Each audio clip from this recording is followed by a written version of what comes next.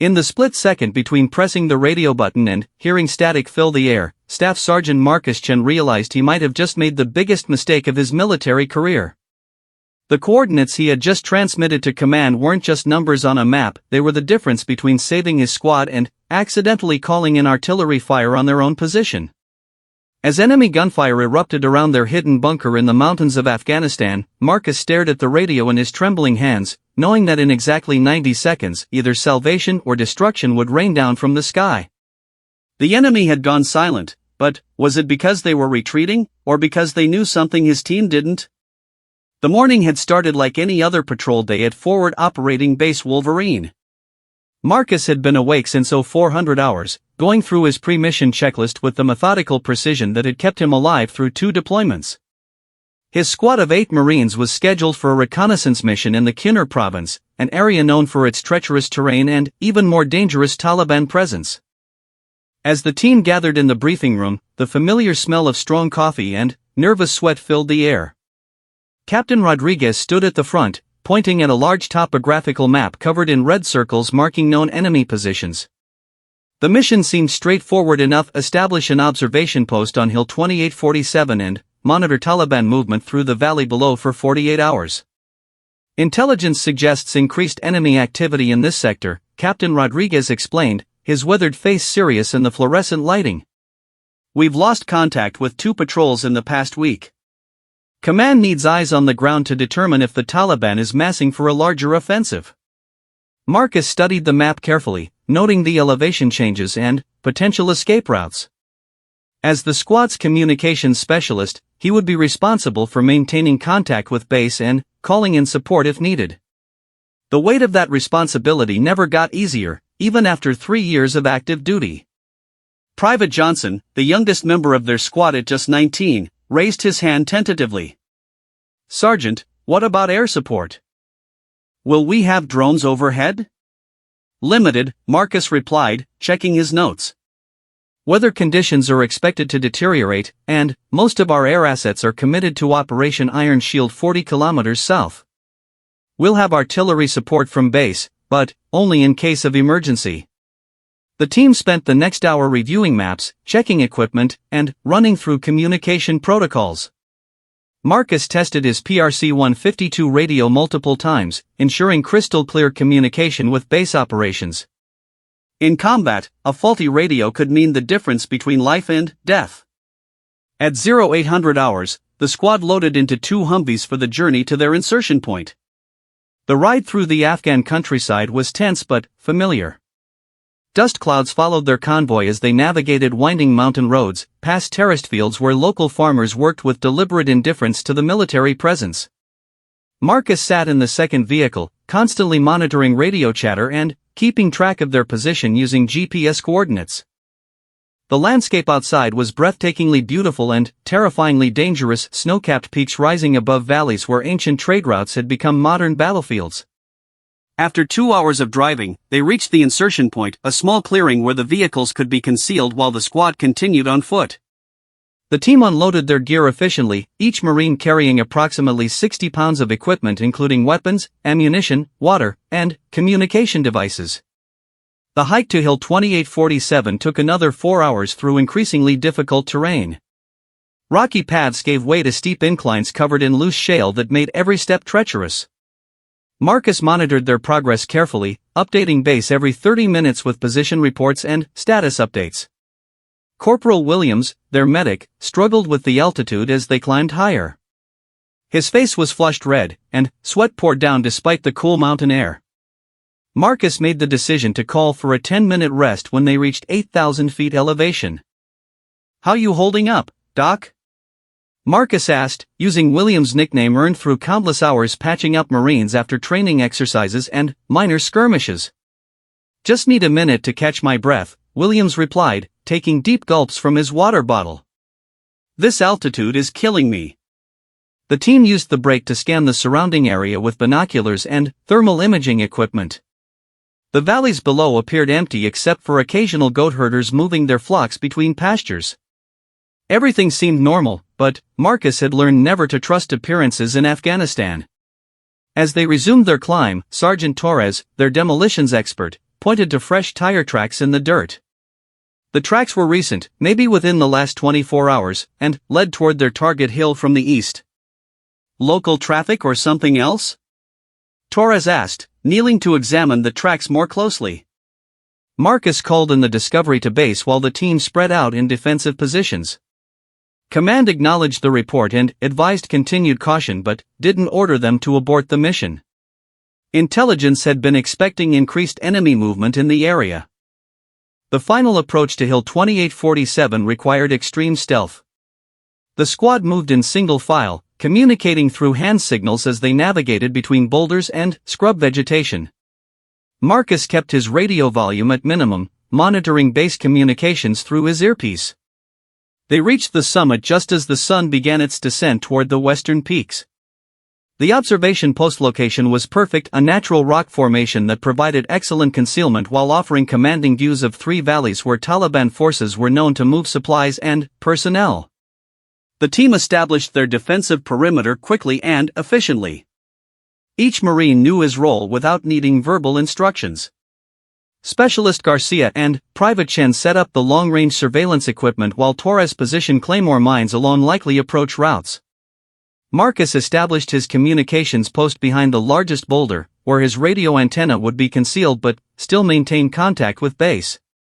He conducted his first scheduled check-in at 1800 hours, reporting successful insertion and beginning of surveillance operations. As darkness fell across the mountains, the team settled into their watch rotation. 2 Marines would remain alert at all times while the others rested in 1-hour cycles. Marcus volunteered for the first watch, positioning himself where he could monitor both the radio and the thermal imaging display.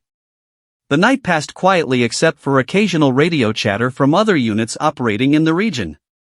Marcus logged each transmission carefully, noting unit positions and activities that might affect their mission.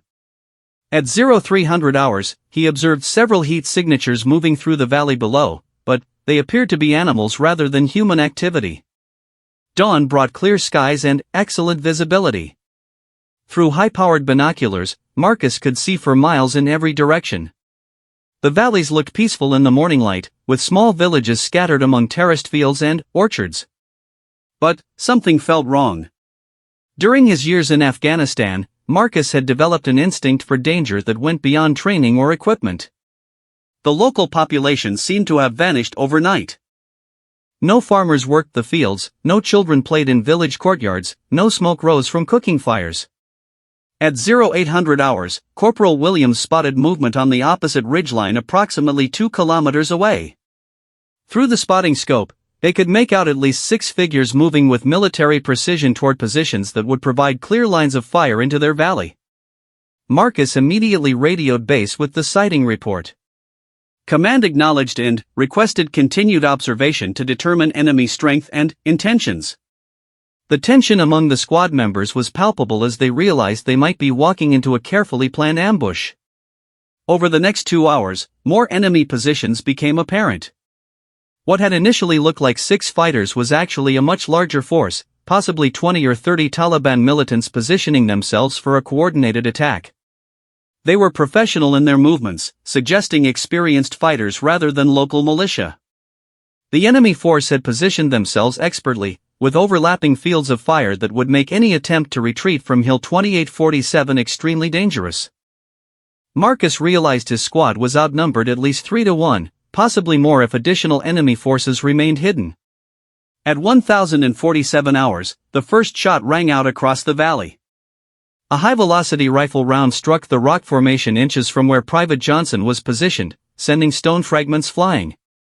The crack of the rifle was followed immediately by the distinctive whistle of incoming mortar rounds. "Contact! Contact!" Marcus shouted into his radio handset. "Taking accurate rifle fire from multiple positions.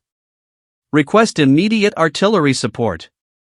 The next few minutes became a blur of controlled chaos as the squad returned fire while seeking better defensive positions. Enemy rounds peppered their location with increasing accuracy, forcing the Marines to keep their heads down while trying to identify specific targets. Marcus coordinated the defensive fire while simultaneously calling in their exact position to base and requesting emergency artillery support. His training kicked in automatically, but part of his mind was calculating distances and trajectories, trying to determine safe impact zones for friendly artillery. The enemy fire intensified dramatically. Automatic weapons joined the rifle fire, followed by rocket-propelled grenades that exploded against the rock formations around their position. Marcus realized the Taliban fighters had been planning this ambush for some time, probably since his squad had been spotted during their approach march. Torres crawled over to Marcus's position during a brief lull in enemy fire. "Sergeant, they've got us bracketed from at least 3 sides. If we stay here much longer, they're going to overrun us." Marcus nodded grimly while adjusting his radio frequency to the artillery fire direction channel. Command had acknowledged their request for fire support, but the artillery battery needed precise target coordinates and confirmation that no friendly forces would be in the impact area. The problem was that Marcus wasn't entirely certain of his own squad's exact position. The GPS device had been showing intermittent signals since they reached the summit, possibly due to atmospheric conditions or electronic warfare jamming by the enemy forces. Using his map and compass, Marcus calculated their approximate position based on landmarks and terrain features. But approximate wasn't good enough when calling in artillery fire. A mistake of even 50 meters could result in friendly fire casualties that would wipe out his entire squad. As enemy fire continued to intensify, Marcus made the decision that would haunt him for the rest of his life. Using his best estimate of their position and the enemy locations, he transmitted firing coordinates to the artillery battery at base. Fire mission, he spoke clearly into the radio handset. Grid coordinates 41 SPR 2345678901. Enemy infantry in the open, approximately 25 to 30 fighters. Danger close, friendlies within 200 meters of target. The artillery fire direction officer repeated the coordinates back to confirm accuracy. Marcus double-checked his calculations one final time before giving final authorization for the fire mission. Roger, confirmed. Fire for effect. As soon as he released the radio transmit button, doubt crept into Marcus's mind. Had he calculated correctly? Were the coordinates accurate? In the stress of combat, had he made a mathematical error that would bring artillery fire down on his own position? The radio crackled with static as Marcus waited for confirmation from the artillery battery. Seconds stretched like hours while enemy rounds continued to impact around their defensive position. Corporal Williams had been hit in the shoulder by rock fragments, and Private Johnson was bleeding from a head wound where a bullet had grazed his helmet. "Shot, over," came the voice from base, indicating the artillery round had been fired and was now screaming through the air toward its target. Marcus had exactly 90 seconds before impact. In those 90 seconds, Marcus experienced every emotion possible. Pride in his ability to coordinate fire support under extreme pressure. Terror that he might have miscalculated and was about to kill his own men. Anger at the intelligence failures that had led them into this ambush. Hope that the artillery would break the enemy attack and allow his squad to survive. Torres slithered over to Marcus's position, keeping low as bullets snapped overhead. "Sarge, whatever you called in better work fast. They're massing for a ground assault on our left flank." Through his binoculars, Marcus could see Taliban fighters moving through the rocks approximately 400 meters away, working their way closer to positions where they could assault the Marines' defensive perimeter. The enemy was experienced and disciplined, using proper fire and movement techniques that suggested military training. 30 seconds to impact, Marcus announced to his squad. "Keep your heads down and be ready to move if we need to adjust fire." The wait was agonizing. Marcus found himself questioning every calculation he had made, every coordinate he had plotted. Military mathematics had to be perfect because there was no margin for error when dealing with high explosives and human lives. Then, the first artillery shell screamed overhead like an express train, followed by a massive explosion that shook the ground beneath them. The impact was close enough that dirt and debris rained down on their position, but far enough away that Marcus knew immediately his calculations had been accurate. The effect on enemy fire was instantaneous and dramatic. The constant stream of bullets suddenly stopped as Taliban fighters sought cover from the artillery barrage.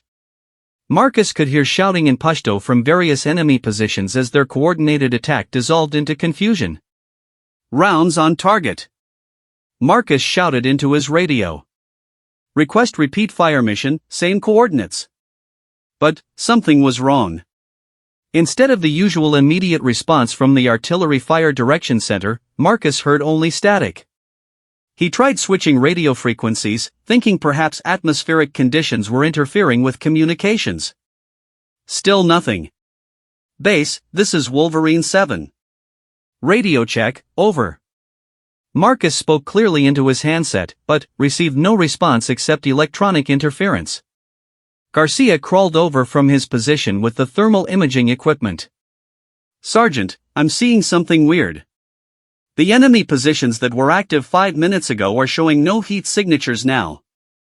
Marcus grabbed the thermal viewer and scanned the areas where Taliban fighters had been firing from.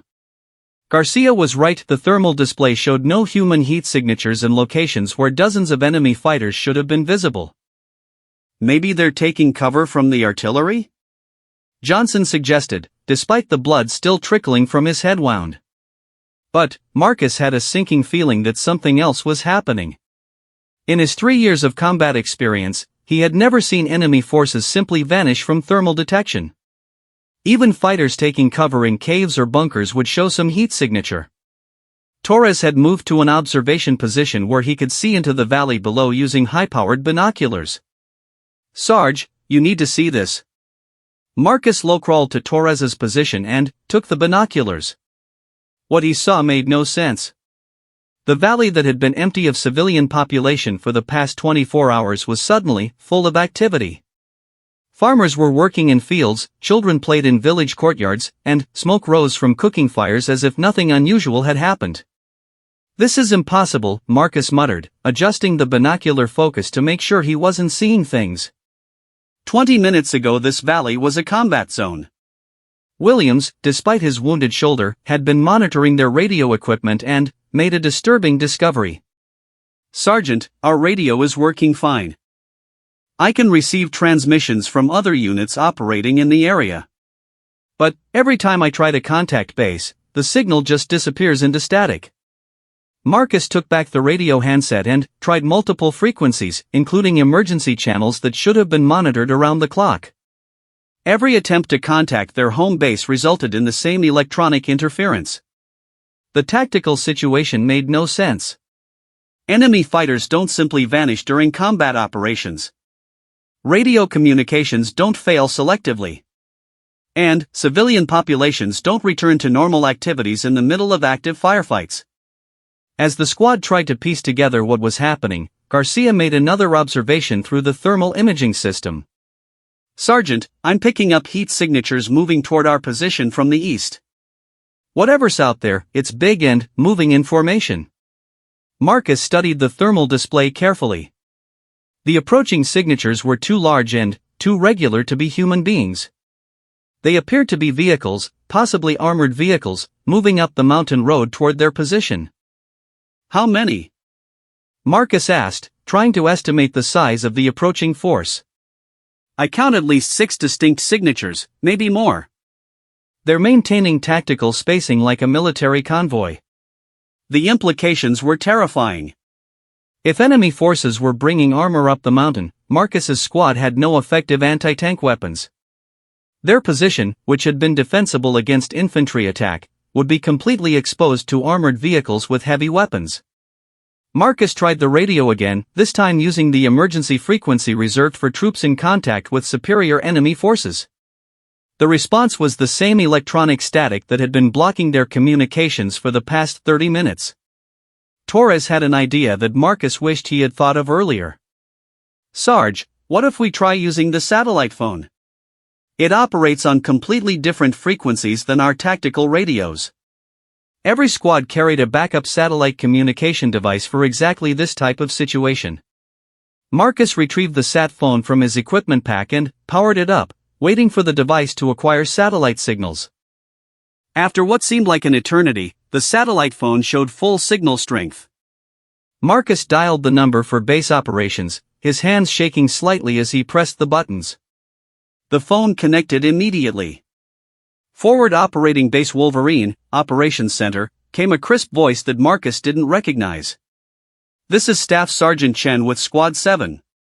We are in contact with enemy forces at Grid 41 SPR 2345678901 and require immediate assistance. There was a long pause before the voice responded. Sergeant Chen, please confirm your unit designation and current location. Marcus repeated the information, wondering why base operations would need confirmation of details they should already have in their logs. Sergeant Chen, according to our records, Squad 7 returned from patrol at 1,400 hours today and is currently at base. Can you verify your identity? The world seemed to stop spinning. Marcus stared at the satellite phone, trying to process what he had just heard. According to base records, his squad had already returned from their mission. Negative. This is Staff Sergeant Chen. My squad is currently under enemy fire at our assigned observation post. We called in artillery support approximately 40 minutes ago. Another long pause. Sergeant, our artillery battery has not fired any missions today. All units are accounted for and no troops are currently deployed to your reported location. Marcus looked around at his squad members, all of whom were staring at him with expressions ranging from confusion to fear. They were clearly on the mountain, they had clearly been in combat, and they were clearly not at base as records indicated. Sir, I need to speak with Captain Rodriguez immediately. There has been some kind of mistake. Sergeant, Captain Rodriguez is currently in a briefing meeting.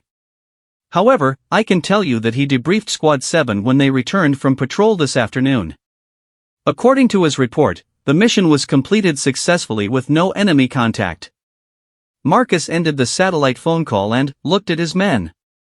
Either they were experiencing some kind of mass hallucination, or something impossible was happening on Hill 2847. Garcia was studying the thermal imaging display with intense concentration. Sergeant, those vehicle signatures I detected earlier? They're gone. Just disappeared from the screen like they were never there. Williams had been checking and rechecking their GPS coordinates throughout the conversation. Sarge, our position is definitely correct. We are exactly where we're supposed to be according to the mission plan. But Marcus was beginning to wonder if they were when they were supposed to be. The attack that morning, the artillery fire he had called in, the enemy forces that had surrounded them, all of it felt real. The wounds that Williams and Johnson had sustained were definitely real. The ammunition they had expended was gone from their weapons. Yet according to base operations, none of it had happened. As the afternoon wore on, the squad remained at their observation post while Marcus tried to figure out their situation. Multiple attempts to contact base using different communication methods all resulted in the same response. Squad 7 was already back at base and had reported no enemy contact. The local population in the valleys below continued their normal activities as if no battle had ever taken place. Farmers worked their fields, children played, and the peaceful rhythm of rural Afghan life continued undisturbed. But Marcus knew what he had experienced.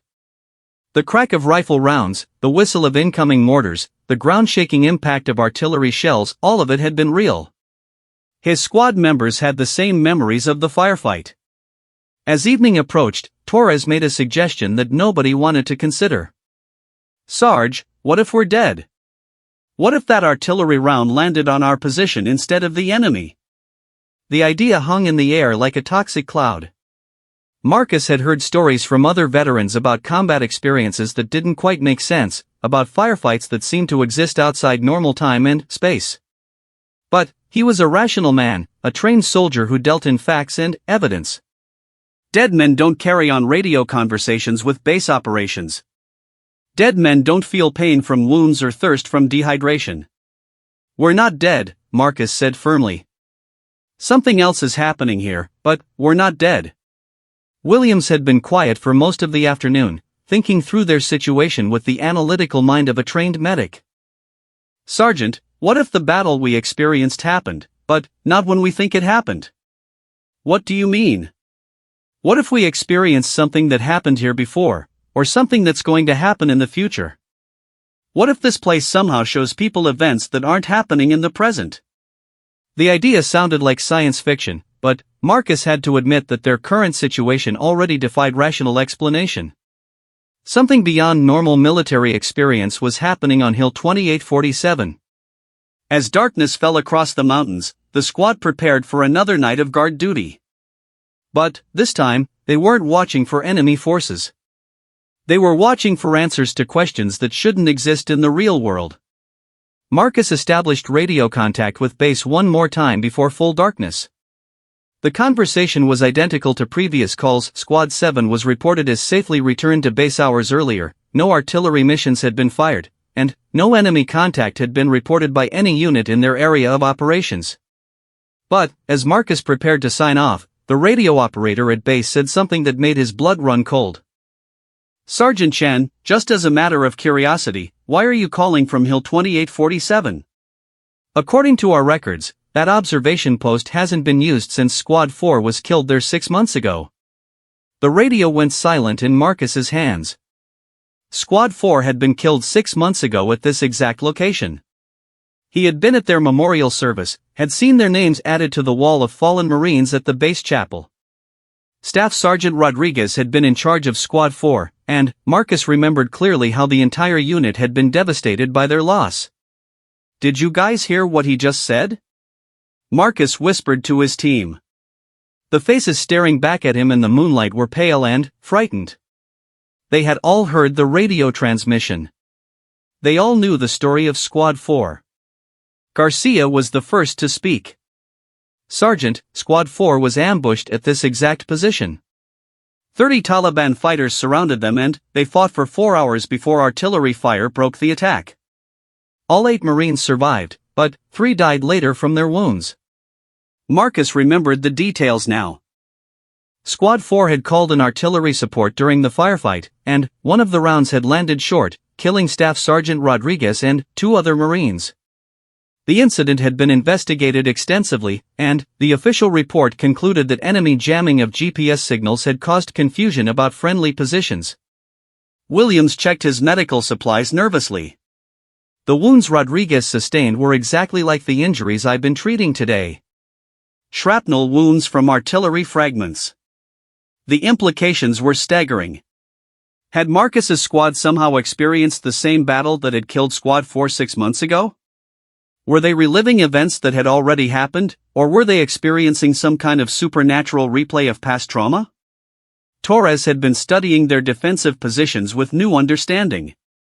"Sarge, look at where we set up our perimeter. Look at where each of us chose to take cover." Marcus examined their positions and realized that his squad had instinctively arranged themselves in exactly the same defensive formation that Squad 4 had used. Each Marine had chosen the same firing position, the same cover, the same fields of observation. "It's like we were following a script we didn't know existed," Johnson said quietly. But Marcus was beginning to piece together something even more disturbing. If they had experienced Squad 4's battle, why were they still alive? Squad 4 had survived the initial firefight and only died later from their wounds. His own squad members were injured but stable. The answer came to him like a physical blow to the chest. The artillery coordinates he had transmitted to base, they were the same coordinates that had resulted in the short round that killed Squad 4. But, in their experience, the artillery had landed on target and broken the enemy attack. Marcus had succeeded where Staff Sergeant Rodriguez had failed. He had calculated the coordinates correctly and avoided friendly fire casualties. But, if that was true, why was base operations telling him that no artillery had been fired? The satellite phone rang, startling everyone in the defensive perimeter. Marcus answered it hesitantly. "Sergeant Chen, this is Captain Morrison at base operations. I need to ask you some very specific questions, and I need you to answer honestly."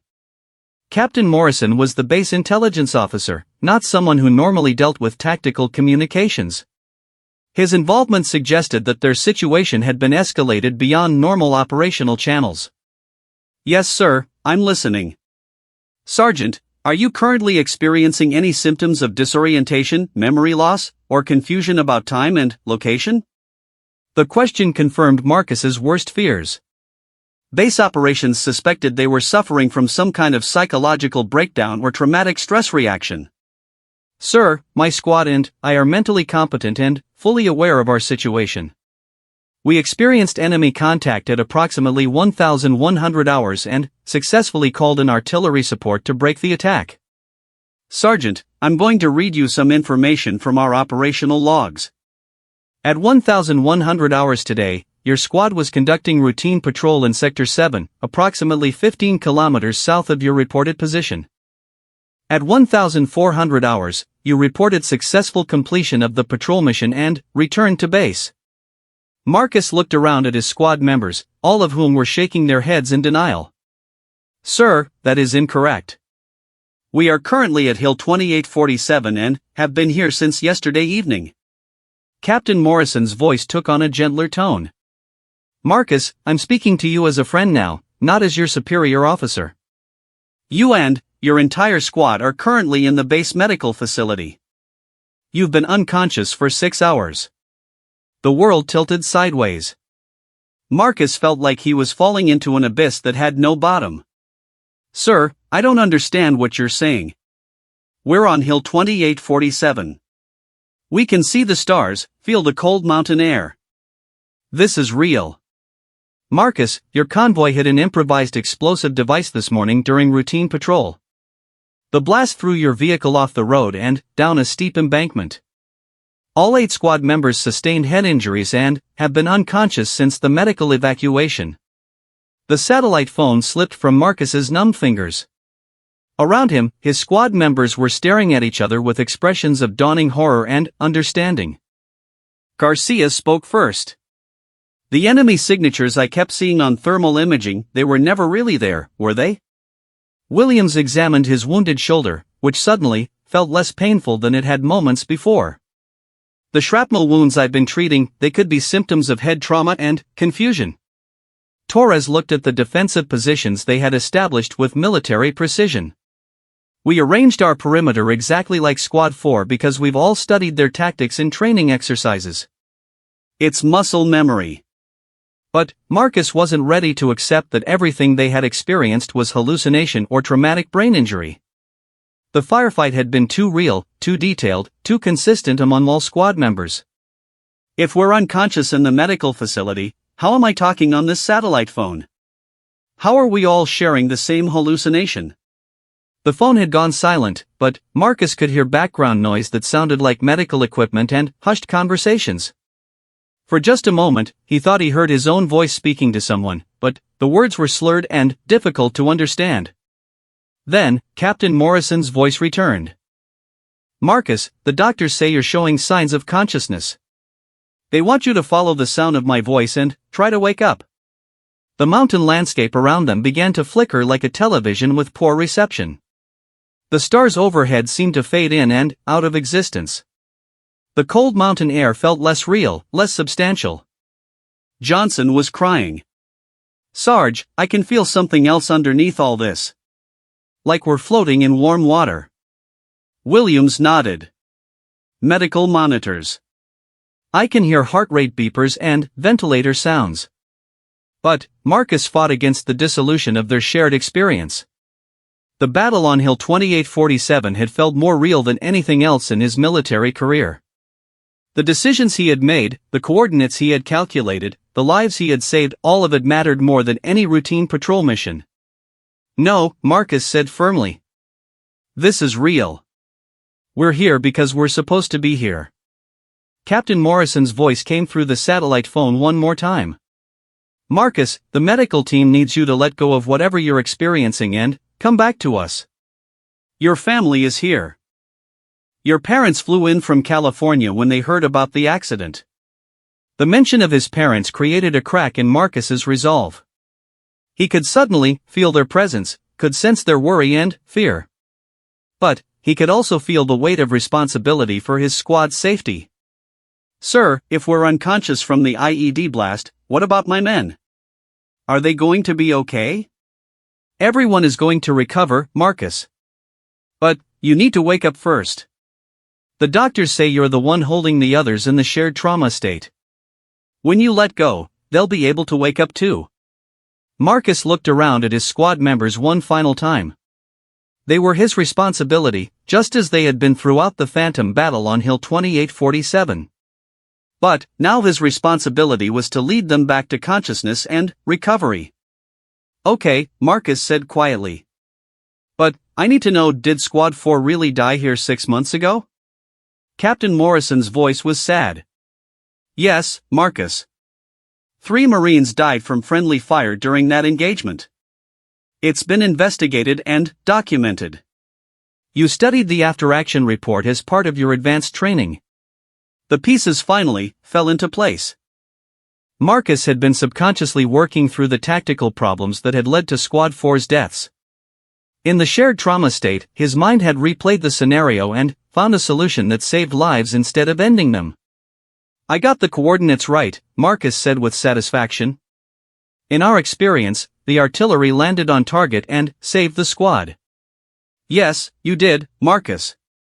Even unconscious, you solved the tactical problem that killed 3 Marines 6 months ago.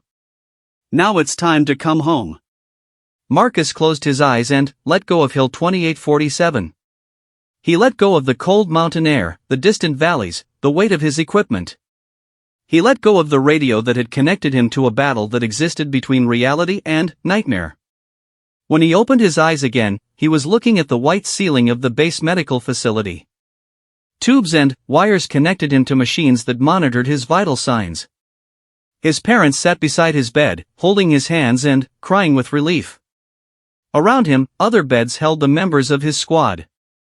One by one, they began to wake up as the shared traumatic experience dissolved. Each Marine opened his eyes to find family members waiting beside their beds. The base doctor explained that they had experienced a rare psychological phenomenon where trauma victims share a common hallucination or dream state.